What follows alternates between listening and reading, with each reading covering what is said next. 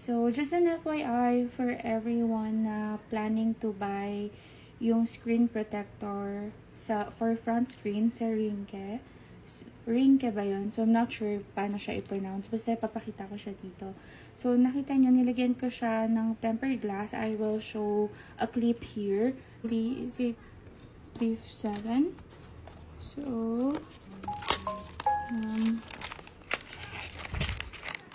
you can use it. Na nilalagay ko siya. And bumili ako 'di ba ng case na hindi ko malagay ngayon kasi since nga nilagay ko yung tempered glass is hindi na siya nagfi-fit. So ngayon I'm unsure kung ano ba yung mas nangingibabaw sa akin, kung yung front screen ba na gusto kong protected siya or yung